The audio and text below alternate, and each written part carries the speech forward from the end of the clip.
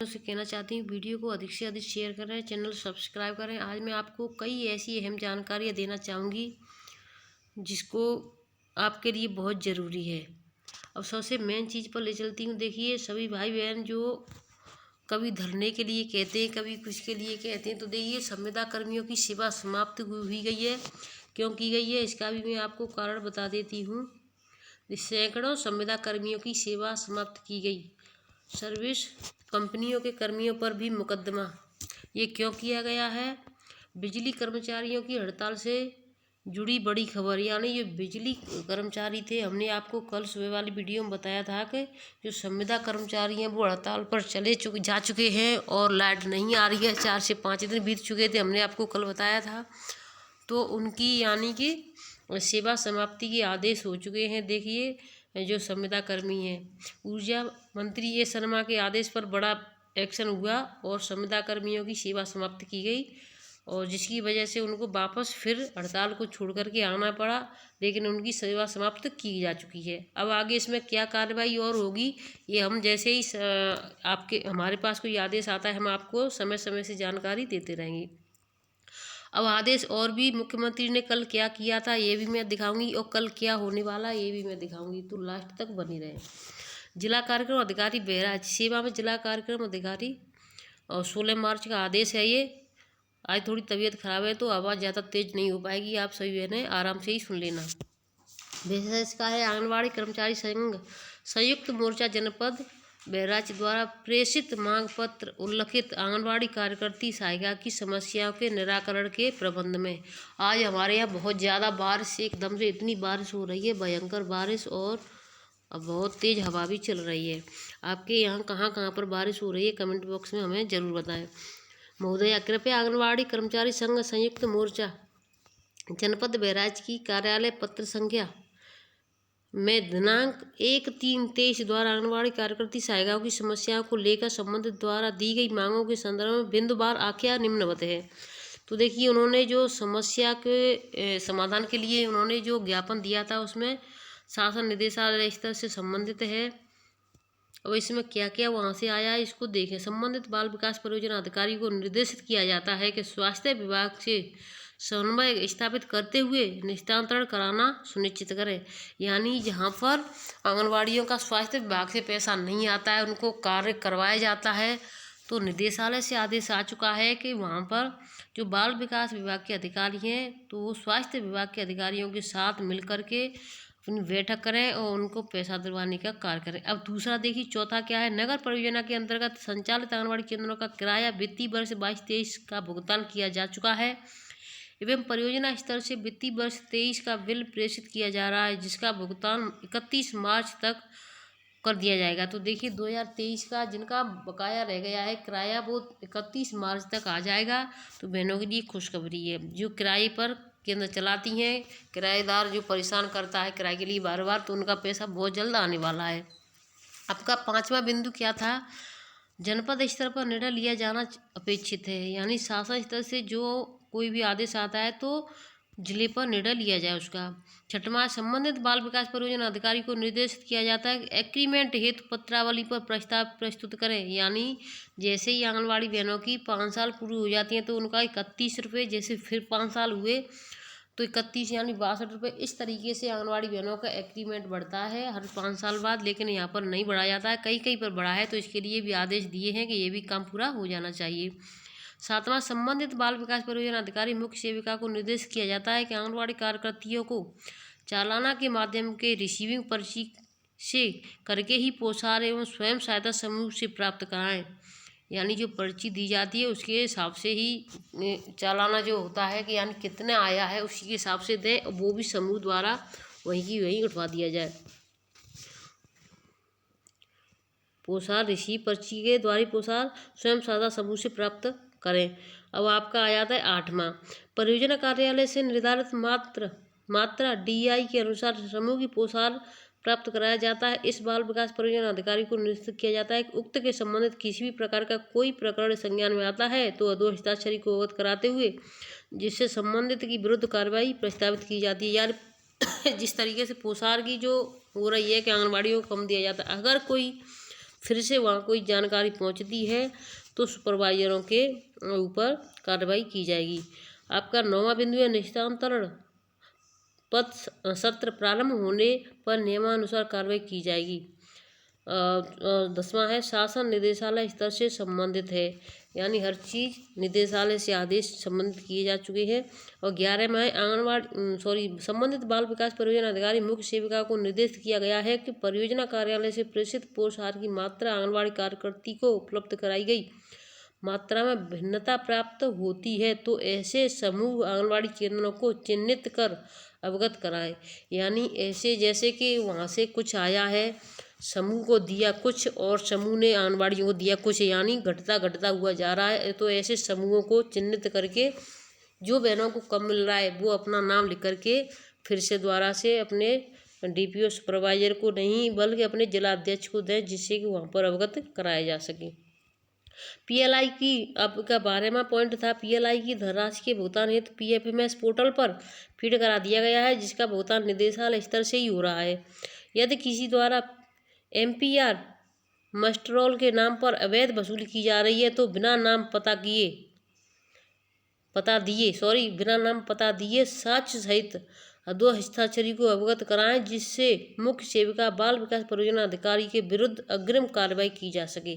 यानी अगर किसी परियोजना में किसी जिले पर MPR के नाम पर यानी 100, 200, 500 रुपये अवैध वसूली की जाती है, वो अवैध ही मानी जाएगी।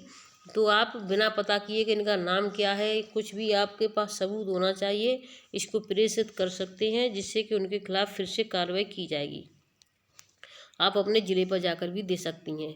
14वां स्थानांतरण सत्र प्रारंभ होने पर संबंधित लिपिका स्थानांतरण कर दिया जाएगा।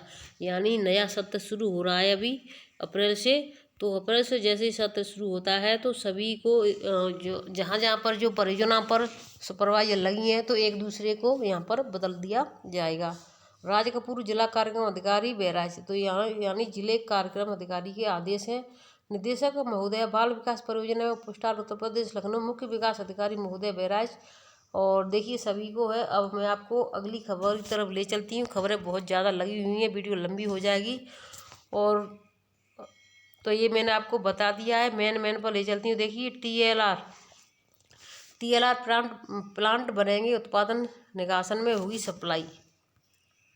यानी जो अभी चल रहा है THR का, अभी मैं आपको एक छोटी सी एक बात बताती हूँ कि यानी कि 6 महीने से हर ब्लॉक में यानी हर ज़िले पर 2-4 ब्लॉक छिके हुए थे कि जैसे 2-4 ब्लॉकों में राशन नहीं आ रहा था, 2-4 में आ रहा था।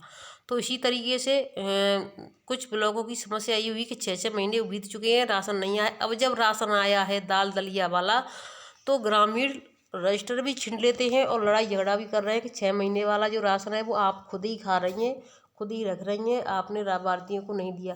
तो देखिए आंगनबाड़ी बहनों के लिए समस्या बहुत बड़ी होती जा रही है। छोटी सी मैंने इसका डाल दिया है, अगर आप सभी भाई बहन चाहें तो मैं इसका वीडियो पूरा भी डाल सकती हूँ, लेकिन मैंने नहीं डाला है क्योंकि बहनों को इन चीज़ों में देखने में आपको सिर्फ झूठ छाप दो कि यहाँ 50,000 हो रहा है, आज आंगनबाड़ी में 50,000 मिलेगा, तो उसको बहुत जल्दी देखें। जहाँ सत्य मिलेगा उसको बहुत कम देखती हैं। तो देखिए THR प्लांट के संचालन का जिम्मा संभाल रही दीदियों के बताया कि प्लांट में अलग अलग लाभार्थियों के लिए 6 प्रकार की रेसिपी का उत्पाद किया जा रहा है। प्रथम गेहूं व चना की सफाई की जाती है, इसके बाद ट्रॉली में धुलाई की जाती है, इसके बाद भुनाई रोस्टर से सभी प्रकार के पदार्थों की भुनाई कर अलग अलग टैंकों में स्टॉक कर हैम्बर मिला द्वारा गेहूं, मूंग, चना, चीनी व मूंगफली के दाने मिलाकर पिसाई कर ब्रो मशीन से छनाई कर मिक्सर से सोयाबीन तेल, मिक्सर, दूध पाउडर व मसाले मिलाए जाते हैं। इसके बाद तैयार उत्पाद की पैकिंग मशीन से पैकेटों में की जाती है। प्लांट पर 6 माह से 3 वर्ष 3 से 6 वर्ष गर्भवती धात्रियों के लिए, कुपोषित बच्चों के लिए अलग अलग प्रकार के व्यंजन तैयार कर पैकिंग की जाती है। कार्यक्रम में BDO Rakesh Singh, DC NRLM Rajendra Srivastava, प्रधान गजराज, सचिव धीरेन्द्र मौर्य, BM अशोक, अभिषेक शुक्ला, सैयद अमीर, कोऑर्डिनेटर रमन पांडे, अंदेश कुमार, सुमित पाल, पंकज पाल, विनोद कुमार प्लांट के कार्य कर रही दीदी समूह की दीदियों व गांव के लोग भी उपस्थित रहे। तो देखिए वहाँ पर नया प्लांट शुरू हो चुका है। मैं आपको प्लांट की तस्वीर भी दिखाना चाहूँगी और वो तस्वीर हमारे पास आ चुकी। देखिए यहाँ पर ये प्लांट शुरू हो चुका है कल, यानी डीएम ने इसका फीता काट करके बटन दबा करके इसको शुरू कर दिया है। तो निगासन में यानी बहराइच जिले में एक ब्लॉक दूसरे ब्लॉक को यानी कि सप्लाई करेगा। एक ब्लॉक से 2 ब्लॉक जुड़े होते हैं हर जिले में। अब मैं आपको एक चीज़ और बताना चाहती हूँ। लास्ट तक बने शिमला मुख्यमंत्री सुखविंदर सिंह सुक्खू ने बजट भाषण में आंगनबाड़ी कार्यकर्ता, आशा वर्कर, मिड डे मील कार्यकर्ता, जल संरक्षक, सिलाई टीचर आदि बढ़ाने का ऐलान किया है।